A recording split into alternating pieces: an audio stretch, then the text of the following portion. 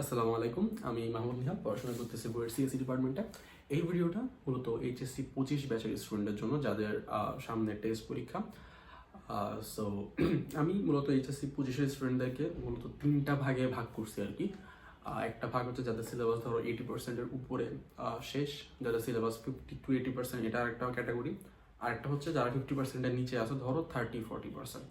But তোমার যদি 30% বা 20%-এর থেকেও কম হয় সিলেবাস, মানে শেষ হওয়া সিলেবাস, তাইলে তোমার জন্য অনেক টাফ হবে। ঠিক আছে, এখন কামব্যাক করা অনেক টাফ হবে।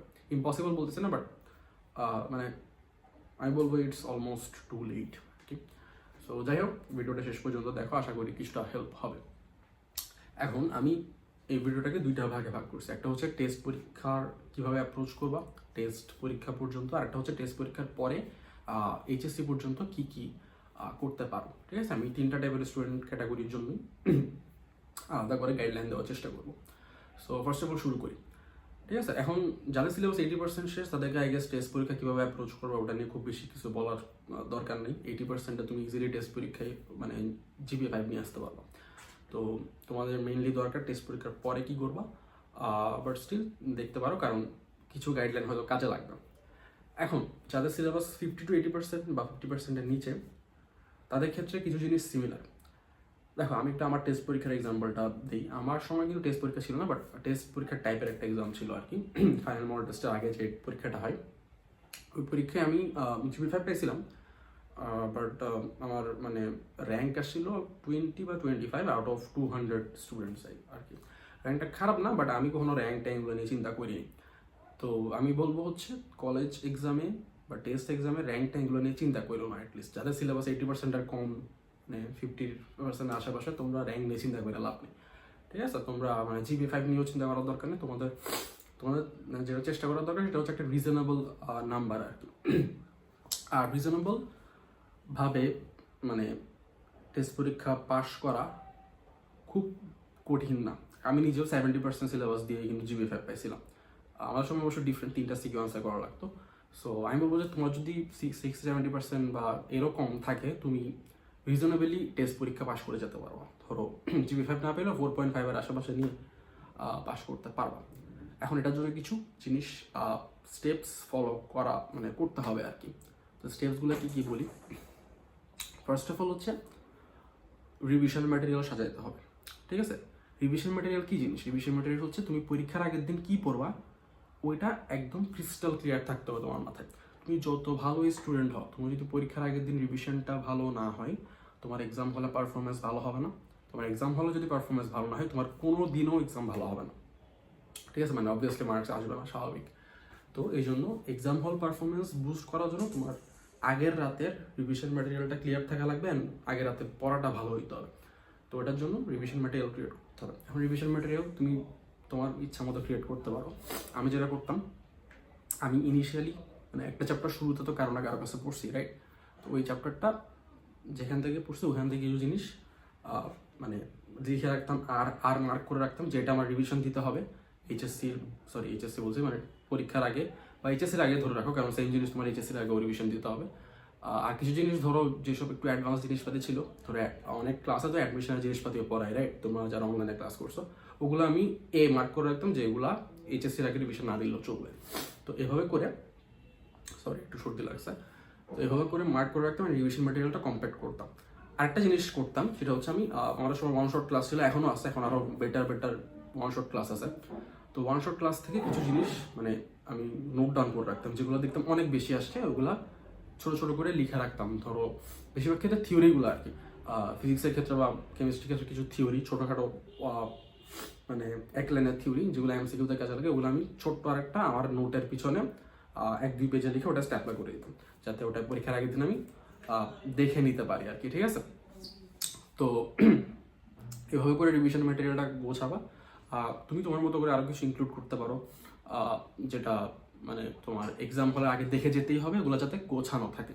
মানে তোমার টেবিলের সামনে যাতে 10-12টা বই না থাকে, তোমার টেবিলে জাস্ট যাতে একটা নোট থাকে আর একটা বই থাকে। মানে যত কম জিনিস থাকবে টেবিলের সামনে, তোমার স্ট্রেস তত কম হবে, অ্যান্ড তুমি এক্সাম হলে মানে প্রিপারেশনটাও বেটার হবে আর কি, এক্সামের জন্য প্রিপারেশনটা বেটার হবে। তো এটা গেল রিভিশন ম্যাটেরিয়াল। আর দ্বিতীয় হচ্ছে যে টেস্টে আসবে কোথা থেকে কোয়েশ্চেন। সোজা কথা, তোমার প্রিভিয়াস ইয়ার বোর্ড কোয়েশ্চেন, ঠিক আছে? 3-4 বছরের বোর্ড কোয়েশ্চেন খেয়ে ফেলতে হবে। 3-4 বছরের বোর্ড কোয়েশ্চেন খেয়ে ফেলো। তুমি চ্যাপ্টারটা পড়ো বা কম পড়ো, ভালো করে বুঝো বা ভালো করে না বুঝো, কোয়েশ্চেনগুলো খেয়ে ফেলো জাস্ট। তুমি না বুঝো কিন্তু কোয়েশ্চেন আনসার করা খুব বেশি টাফ না, এইচএসসি স্ট্যান্ডার্ড কোয়েশ্চেনগুলো।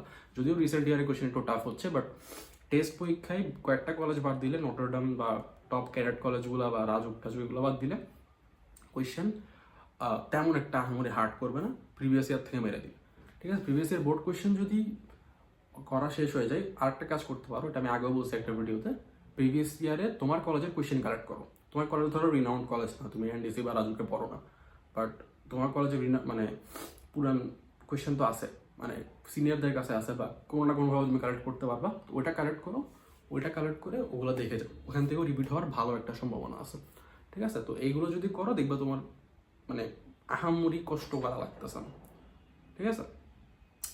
তো এই রিভিশন ম্যাটেরিয়াল ঠিক রাখা আর প্রিভিয়াস ইয়ারের বোর্ড কোয়েশ্চেন বা প্রিভিয়াস ইয়ারে তোমার কলেজের কোয়েশ্চেন, এগুলো যদি করতে পারো, দেখবা মোটামুটি একটা ভালো প্রিপারেশন হয়ে যাচ্ছে তোমার। এরপরও সময় পাইলে তুমি ক্যাডেট কলেজ বা টপ স্কুলের কলেজগুলো দেখতে পারো, টপ কলেজের কোয়েশ্চেনগুলো দেখতে পারো। বাট আমি কখনো ভাই ক্যাডেট কলেজের কোয়েশ্চেন বা এনডিসির কোয়েশ্চেন এগুলো মানে দেখতাম না, ভালো লাগতো না। আচ্ছা, এরা কঠিন জিনিস দিয়ে রাখতো, অ্যাডমিশনও এরকম জিনিসপাতি আসে না, তো ওগুলো আমি অ্যাভয়েড করতাম। মেইনলি বোর্ড কোয়েশ্চেন আর তোমার কলেজের প্রিভিয়াস ইয়ারের কোয়েশ্চেনগুলো দেখতে পাও, ঠিক আছে? তো এই গেল তোমার টেস্টে ভালো করার স্ট্র্যাটেজি, ঠিক আছে? খুব বেসিক স্ট্র্যাটেজি না, আহামরি কিছু বলি নেই আমি, ঠিক আছে? এটার জন্য মানে ভিডিও দেওয়াটাও কেমন জানি, বাট দেখো জিনিসটা ম্যাটার করে তোমার এফোর্টের উপর। তুমি যত বেশি এফোর্ট দিবা, তোমার রেজাল্টে ওটা দেখা যাবে। কারণ এইচএসসিতে এমন কোনো ক্রিটিক্যাল পড়াশোনা নাই যেটার জন্য আহামরি স্ট্র্যাটেজি লাগে, ঠিক আছে? যেটা লাগে সেটা এফোর্ট।